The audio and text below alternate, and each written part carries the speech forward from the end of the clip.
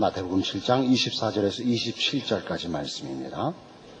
그러므로 누구든지 나의 이 말을 듣고 행하는 자는 그 집을 반석 위에 지은 지혜로운 사람 같으리니 비가 내리고 창수가 나고 바람이 불어 그 집에 부딪히되 무너지지 아니하나니 이는 주초를 반석 위에 놓은 연고요. 나의 이 말을 듣고 행치 아니하는 자는 그 집을 모래 위에 지은 어리석은 사람 같으리니 비가 내리고 창수가 나고 바람이 불어 그 집에 부딪힘에 무너져 그 무너짐이 심하니라. 반석 위에 집을 지은 사람과 모래 위에 집을 지은 사람을 비교하고 있는데 집을 비교하고 있지 않다는 것을 명심해야 됩니다. 어디에다 집을 졌느냐라고 기초를 비교하고 있지 집을 어떻게 졌느냐고 묻고 있지 않습니다. 그래서 이 본문은 반석 위에 집을 지은 사람을 지혜로운 사람이라 그러고 모래 위에 집을 지은 사람을 어리석은 사람이라 그러지 성실한 사람과 게으른 사람을 비교하고 있지 않다는 것을 명심해야 됩니다. 이 본문은 광범위하게 오해되어 있어서 심지어는 우리 찬송가에마저도 379장을 보시면 1절이 주의 말씀 듣고서 준행하는 자는 반석 위에 터닫고 집을 지음 같아 이렇게 되어 있고 2절에는 주의 말씀 듣고도 행치 않는 자는 이렇게 되어 있습니다. 그래서 이게 쉽게 주의 말씀을 듣고 실행한 자와 주의 말씀을 듣기는 들었는데 실행하지 않은 자로 이렇게 아주 광범위하게 오해되어 있단 말입니다. 서두에도 말씀드린 대로 이것이 실천의 유무를 비교하는 것이라면 기초를 비교하지 않고 집을 비교해야 옳단 말입니다. 누구는 집을 잘 졌다. 누구는 게을러서 못 졌다. 누구는 성실해서 20층짜리 집을 졌다. 누구는 게을러서 1층을 짓다 말았다. 그건 실천의 유무를 비교하는 방법입니다. 그러나 오늘 본문은 집을 어떻게 졌느냐는 묻지 않고 어디다 졌느냐를 묻고 있다니까요. 기초를 묻고 있어서 실천의 유무가 아니라 둘 다 열심을 냈는데 무슨 기초 위에 열심을 냈느냐에 따라 운명이 갈린다라는 얘기를 하고 있습니다.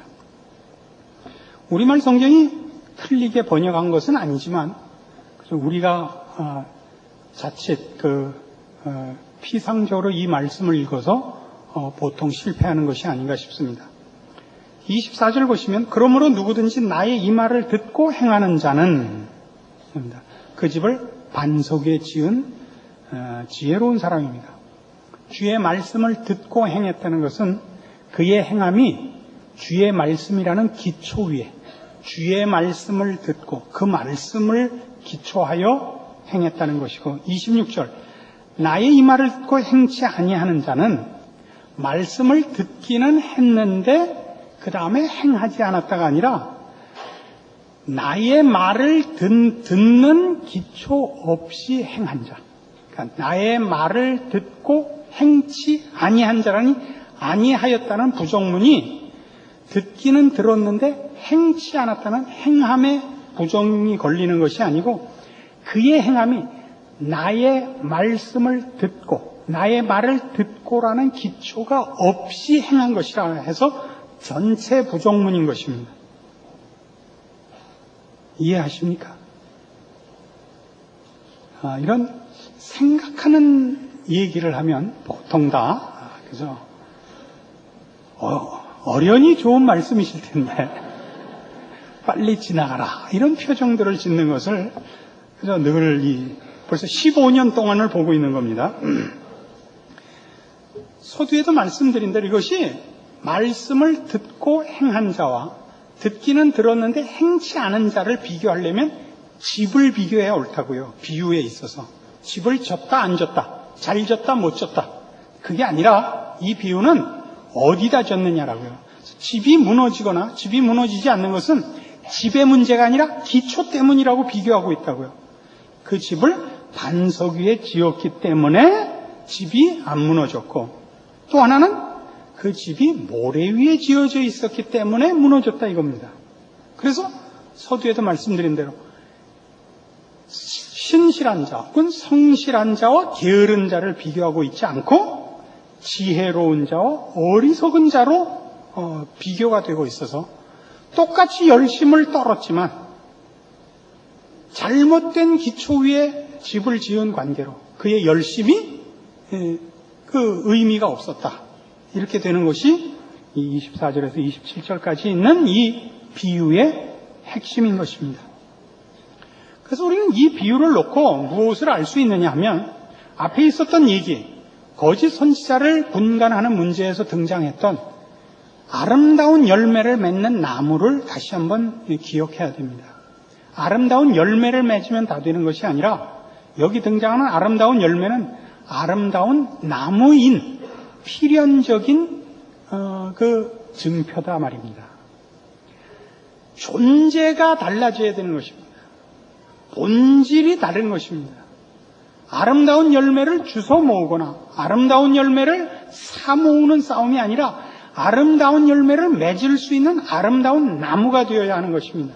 그러니까 모든 종교적인 행위들은 그가 종교적인 행위를 할 수 있는 하나님의 사람으로의 변화, 그 본질과 그 존재가 하나님의 백성으로 바뀌어져 있음으로 인해서 나타나는 것이어야지 종교적인 행위, 종교적인 형태, 종교적인 열심을 부리는 것만으로 그가 하나님의 사람이라고 얘기하지는 못한다 이겁니다.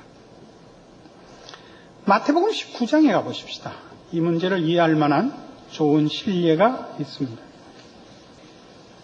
마태복음 19장 16절입니다. 어떤 사람이 주께 와서 가로되 선생님이여 내가 무슨 선한 일을 하여야 영생을 얻으리이까? 예수께서 가라사대 어찌하여 선한 일을 내게 묻느냐? 선한 이는 오직 한 분이시니라. 네가 생명에 들어가려면 계명들을 지키라. 가로되 어느 계명이 오니까? 예수께서 가라사대 살인하지 말라, 간음하지 말라, 도적질하지 말라, 거짓 증거하지 말라, 네 부모를 공경하라, 네 이웃을 네 몸과 같이 사랑하라 하신 것이니라. 그 청년이 가로되 이 모든 것을 내가 지켜 싸우니 아직도 무엇이 부족하니까? 예수께서 가라사대 네가 온전하고자 할진대 가서 네 소유를 팔아 가난한 자들을 주라. 그리하면 하늘에서 보화가 네게 있으리라. 그리고 와서 나를 쫓으라 하시니 그 청년이 재물이 많으므로 이 말씀을 듣고 근심하며 가니라.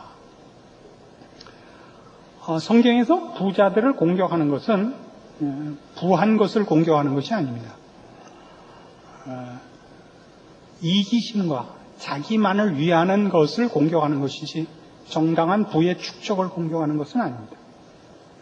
여기서 등장하는 이 부자 청년은 그 부에 대한 공격, 말하자면 내 재산을 다 팔아 가난한 자들을 줘라 하는 것은 실제로 그 자리까지 가야 된다는 것을 의미하는 것이 아니라 그 앞에 있는 내용들, 즉 계명을 다 지켰다 하는 것들이 실제적으로 그 계명의 정신들을 이해하고 정당한 계명의 요구들을 다 지킨 것이 아니라는 것을 들춰내는 이 부자 청년의 잘못된 것을 확인하기 위한 그 내용으로서 등장하는 것입니다.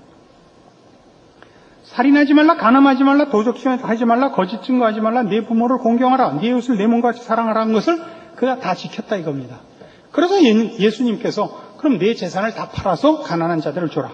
그가 못했다 이거죠. 뭘 드러내기 위한 말씀이냐 하면 이 청년이 지킨 계명은 자기 치장을 위한 종교 행위였지 진정한 율법의 정신을 지키는 것은 아니었다 그겁니다. 우리가 아는 대로 모든 계명은 두 가지로 요약할 수 있습니다.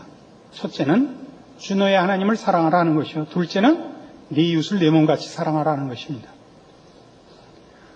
그러니까 여기 나오는 살인하지 말라, 간음하지 말라는 우리 산상설교에서 보는 바와 같이 살인하지 않았으면 끝나는 것이 아니라 네 이웃을 미워하면 그것이 살인이다 이것이고, 도적질을 하지 않았으면 그만이 아니라 이웃을 향하여 탐심을 가졌으면 그것은 이미 도적질이다 이겁니다. 그렇지 않습니까? 행동으로 나타나는 것이 문제가 아니라 그가 어떤 사람이냐가 문제죠. 감나무는 감을 열고 있지 않을 때도 감나무인 것입니다. 예수님이 지적하는 것은 내가 지킨 것은 행위적인 그런 행동을 하고 있지 않다고 해서 내가 이미 계명을 지키고 하나님의 사람이 됐다고 생각하는데 내가 참다운 이 율법의 정신에 들어와 있다면 네 이웃을 사랑하는 차원에서 이 행위들이 나가는 것이니라 이겁니다. 거기서 말하는 내 재산을 팔아 가난한 자들에게 주어라는 네가 네 이웃을 내 몸같이 사랑할 수 있느냐라고 묻고 있는 것입니다. 네가 하는 신앙적인 행동들이 네가 지키는 율법들이 이웃을 사랑해서 하는 것이냐 아니지 않느냐. 너는 너를 사랑해서 그것을 한 거 아니냐 이겁니다. 재산을 팔아서 남을 줄 수 없듯이 그 재산을 자기의 소유로 가지듯이 신앙적인 행위들을 자기 사랑과 자기 치장을 위하여 할 수 있다 이 말입니다. 동양의 사상에서는 이것이 군자의 덕들입니다. 유교의 사상들은 다 일종의 고급한 자존심입니다. 군자는 소인배와 다르다. 이런 그 존재 자체의 우월감으로부터 시작되는 것입니다. 왜 거짓말을 안 하느냐? 나는 그렇게 천박한 사람이 아니다라는 자기 사랑, 자존심이 그로 하여금 거짓말이라는 행동을 안 하게 하는 것이지 그 거짓말이 이웃을 사랑해서 이웃을 해할 수 없어서 내 이익을 위하여 이웃을 해할 수 없고 내 이웃을 복되게 하기 위해 오히려 내가 희생하리라 하는 정신에서 나오는 것이 아니라 이겁니다. 이것이 지금 이 마태복음 19장의 핵심입니다. 그러니까 우리가 행하는 신앙적인 어떤 행위들이 이웃을 사랑해서 나오는 것이냐 나를 사랑해서 나오는 것이냐라고 스스로에게 물어야 됩니다. 이것은 산상설교 어느 곳에서나 드러났던 참다운 신앙을 가늠하는 예수님의 지적이었습니다. 너희 의를 사람 앞에 보이려고 행치 않도록 주여라. 이것이 그것이었죠. 기도하고 금식하고 구제했지만 그것이 상대방들을 위한 것이 아니라 구제의 대상 혹은 무슨 사랑의 대상이 있는 것이 아니라 나는 너와 다르다였죠. 나는 너와 다르다. 나는 고급한 족속이라. 그가 하는 모든 종교적인 행위들은 상대방의 유익을 주고 상대방을 사랑해서 나온 것이 아니라 자신의 남다름을 증명받기 위하여 행해진 것들이고 그래서 이웃은 자신의 우월함을 확인하기 위한 희생물에 불과했습니다. 거기는 하나님을 사랑하는 것도 이웃을 내 몸같이 사랑하는 것도 없습니다. 이렇게 하는 모든 것이 모래 위에 지은 집입니다. 그런 차원에서 우리는 이런 신앙 행위가 행위로서 나오기 이전에 그것이 결실될 수밖에 없는 존재의 변화, 예수 그리스도 안에서의 변화가 필수적인 것을 확인하게 됩니다. 말하자면 이 말을 마태는 하고 싶은 것입니다. 인간은 죄인된 몸으로 태어나는 이상 아무도 남을 위할 수가 없습니다. 다 자기 편이죠. 그가 아무리 고급한 이상과 내용과 종교적인 아름다운 명분을 내세운다 할지라도 근본적으로 자기 편이더라 이겁니다. 사람이 이웃을 편들 수 있으려면 말하자면 반석 위에 서려면 그런 예수 그리스도 안에서 거듭나는 수밖에 다른 방법이 없더라는 것입니다. 그런데 지금 이스라엘의 이 지도자들은 종교적 지도자들은 바로 그것을 가능케 하러 오신 예수 그리스도를 외면하고 있습니다. 저들이야말로 모래 위에 집을 지은 자들이죠. 누가복음 10장에 가보십시다. 재미있는 예화가 하나 더 나옵니다. 누가복음 10장 25절.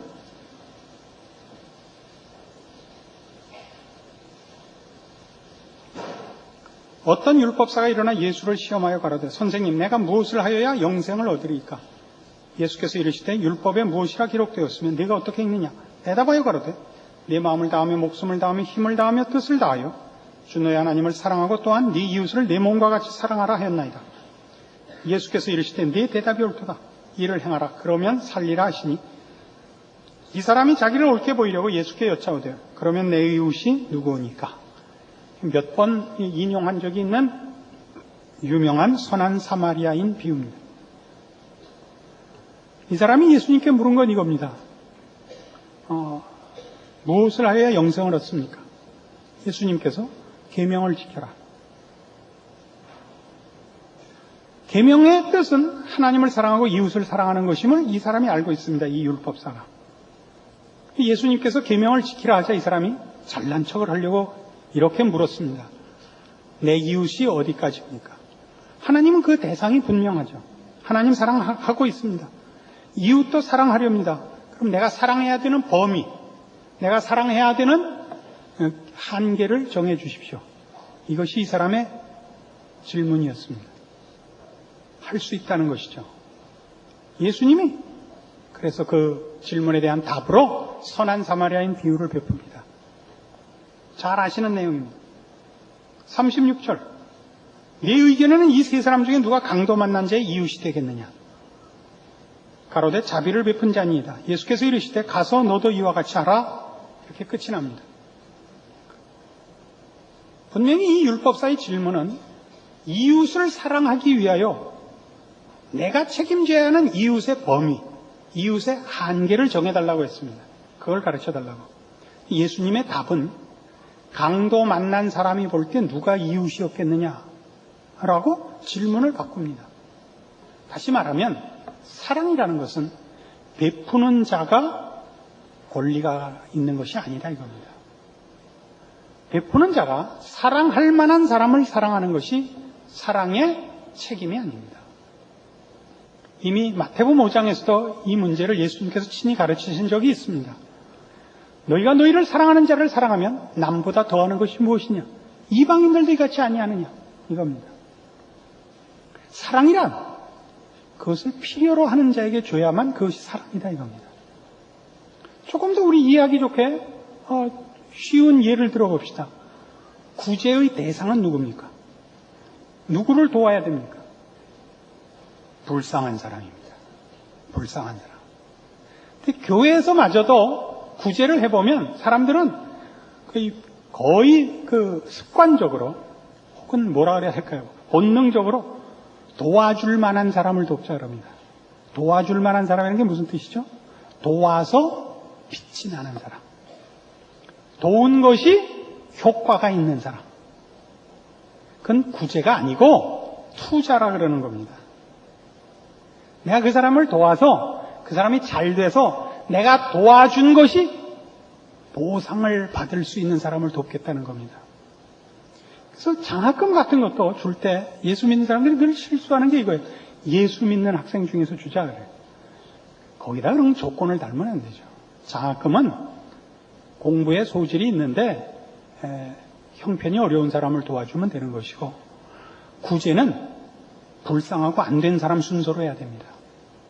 그 구제를 해보신 분은 경험하셨겠지만 불쌍한 사람을 도와보면요, 불쌍한 중에 최고로 불쌍한 게 뭐냐면 불구가 됐다든가 능력이 없다든가 처지가 딱한 것이 불쌍한 게 아니라 도무지 자기의 궁핍함에 대해서 관심이 없는 사람입니다.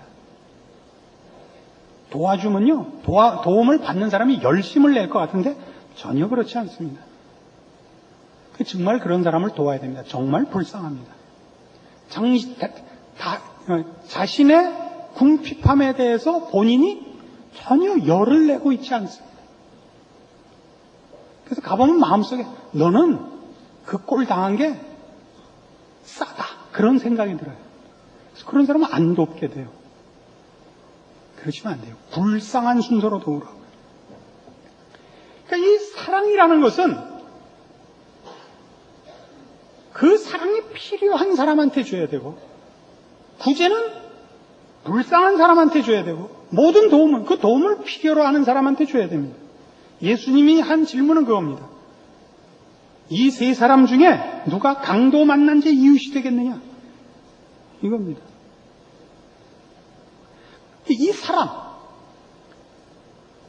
상대 상대방한테 사랑을 베풀어서 내가 빛이 나지 않는 사람, 내가 손해를 봐서 상대방이 이익을 얻는 사람, 이걸 우리는 할 수가 없습니다. 이건 인간이 가지고 있지 않은 것입니다. 이건 예수님 안에만 있는 겁니다. 거듭나야만 가지는 것입니다. 하나님의 사람으로 새롭게 빚어지지 않고는 갖지 못합니다. 생각해 보십시오. 예수님이 골고다를 향하여 올라갈 때 그를 추종하던 무리 중에 여인들 몇이 뒤를 쫓아오며 웁니다. 예수님이 뭐라고 걱정을 하십니까? 여인들아, 나를 위하여 울지 말라. 너희와 너희 자손을 위하여 울라. 십자가형을 받으러 올라가는 주님이 남아있는 자들을 위하여 걱정을 하는 겁니다. 주님이 동정을 받고 주님이 위로를 받는 것이 아니라 저들이 오히려 주님으로 인하여 동정과 위로를 받아야 하는 것입니다. 예수님 안에만 있는 겁니다. 우리를 벌 주어야 맞습니다. 우리를 벌하지 아니하시고 우리를 구원하기 위하여 그 아들을 보내십니다. 사도 바울은 디모데전서 1장에 이렇게 고백합니다. 내가 죄인 중에 괴수니라. 근데 그가 자신을 죄인 중에 괴수라고 언급하는 데는 자기가 얼마나 못났는가를 얘기하는 것뿐만이 아니라 예수 그리스도께서 죄인들을 구원하러 이 땅에 오셨도다 라는 예수 그리스도의 오심의 그 핵심을 이해하고 그 사실을 선포하면서 이어서 내가 죄인 중에 괴수니라 이거예요. 언젠가도 얘기했죠. 6.25 사변 이후에 그때 제가 초등학교를 다녔는데 학교에 가면 고아원 아이들이 부모를 가진 아이들보다 옷을 더 잘 입곤 했어요. 왜 그렇죠? 미국으로부터 구제품이 와서 그렇습니다. 구제품을 누구부터 줘요? 부모 있는 자식들에게 안 주고 고아들에게 먼저 줘서, 물론 중고품이죠. 입다가 준 옷이지만 그때야 미제면 뭐든지 좋았는데요. 씹던 껌도 좋았는데요. 그렇잖아요. 입다 준 옷이라도 훨씬 좋았죠. 바울의 얘기는 그거예요. 예수님께서 죄인을 구원하러 오셨단 말이에요. 죄인을 구원하러. 그러면 누구에게 혜택이 먼저 가는 거예요? 제일 큰 죄인에게부터 혜택이 먼저 가는 거 아니에요. 그러니까 내가 죄인 중에 괴수니라. 나에게 은혜를 베푸소서. 저야말로 주님이 가장 먼저 필요한 사람입니다. 이 고백인 거예요.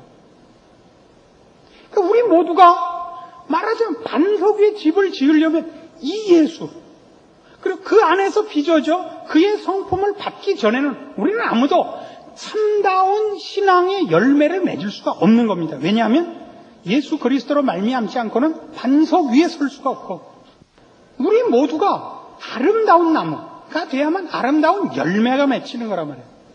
내가 전도한다, 내가 기도한다, 이걸로 자신을 확인하려고 그러지 말라니까요.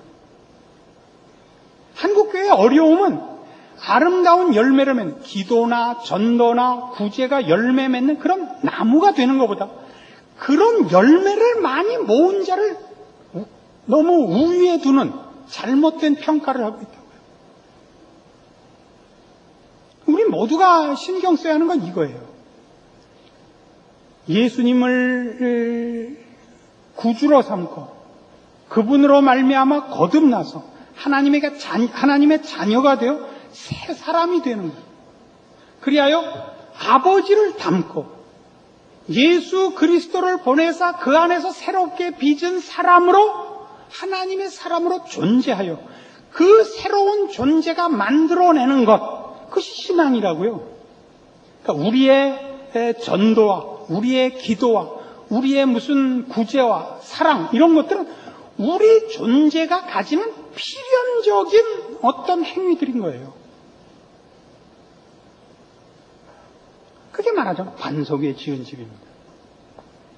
어떤 몇 가지 명분과 형태로 종교적인 형태나 명분을 가진다고 해서 우리가 모래 위에 집을 지어놓고 스스로 모르고 남들 앞에 나는 하나님의 사람이라 속지 말라 하는 것이 마태복음의 지적인 것이죠. 그래서 우리는 우리 마음에 뭘 물어봐야 되냐면 내가 하는 모든 신앙적인 행위들이 하나님을 사랑하고 이웃을 사랑하는 것인가? 내가 그리스도의 마음을 품고 있는가? 여기에 초점을 가져와야 됩니다. 이렇게 가면 안 됩니다. 나 잘났어? 이리 가면 안 됩니다. 그러니까 우리 한국교회 지금 최고의 문제는 뭐냐면 믿는 교인끼리 친하지 않는 것입니다. 한 교회 내에서도 친하지 않고 물론 교회가 다르면 더더욱 안 친합니다. 교인끼리 만나면 반가워야 됩니다. 반갑지 않아 합니다. 왜 그래요? 경쟁적이기 때문에 그렇습니다. 경쟁적인 이유는 뭐냐? 서로 신앙을 자랑으로 삼고 있기 때문입니다. 고린도전서 1장에 가면 이 모든 문제에 대한 성경에 이런 아주 잊어서는 안 되는 지적이 나옵니다.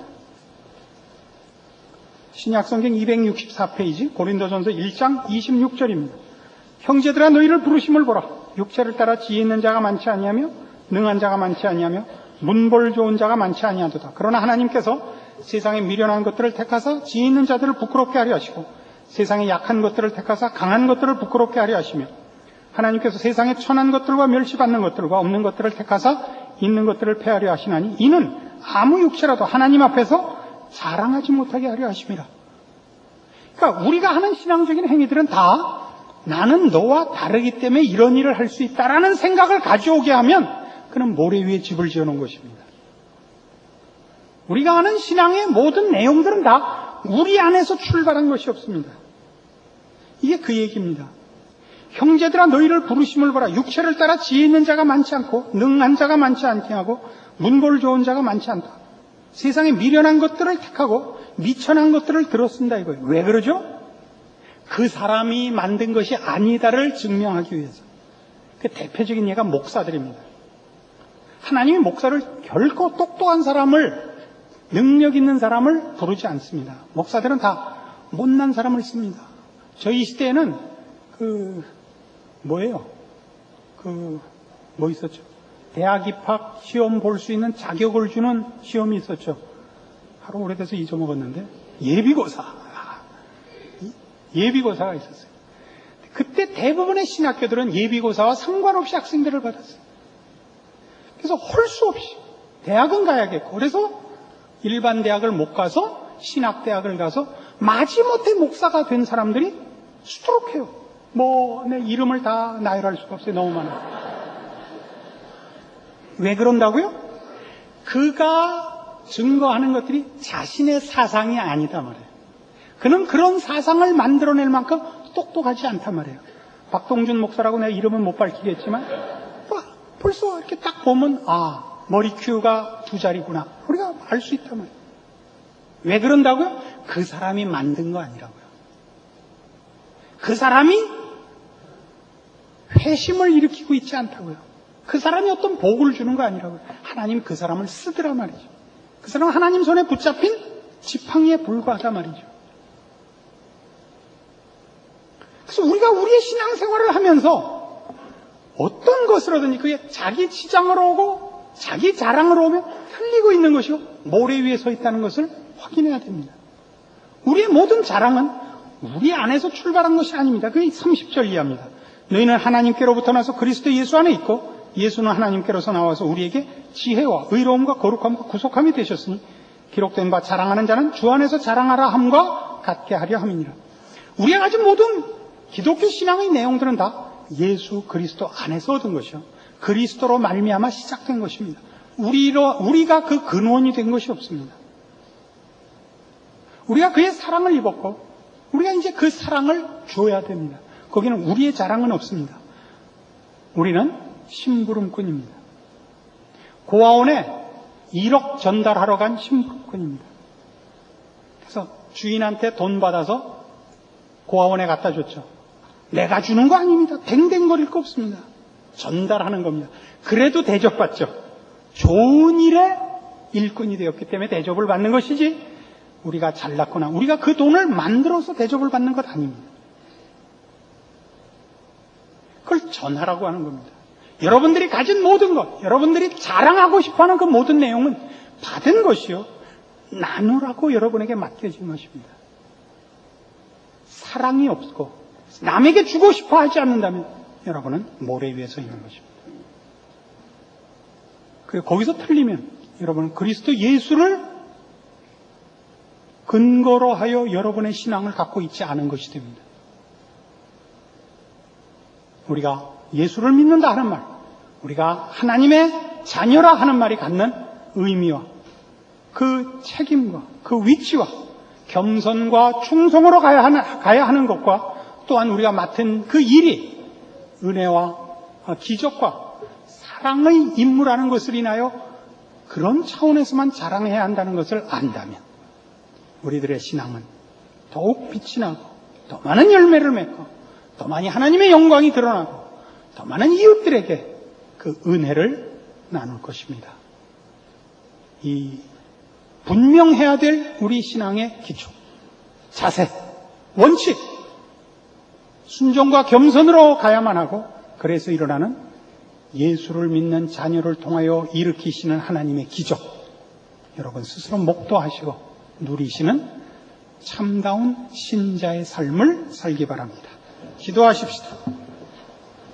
하나님 아버지 은혜를 감사합니다. 우리 하나님의 사랑과 은혜와 복주심을 우리가 받았고 이제 그 증인이 되었고 이제 그 복주심으로 말미암아 변화되고 새로 만들어진 인생이 되었습니다. 그러므로 우리 이웃 앞에 설 때 십자가를 지게 하시고 주의 마음을 품게 하시고 우리를 이 자리에 있게 하신 주님을 소개하는 복된 신앙의 자리에 서게 하사 우리의 인생과 우리의 존재와 우리의 삶이 주의 이름으로 복되게 하시옵소서. 기적으로 이어지게 하시고 감사할 것이 넘치게 하옵소서. 지금은 우리 주 예수 그리스도의 은혜와 하나님 아버지의 극진하신 사랑과 성령님의 교통하심, 주의 자녀된 자랑과 그것을 나눠야 하는 복된 임무를 확인하고 감사와 충성과 자랑으로 돌아가는 심령들 위해 영원토록 함께 있을지어다. 아멘.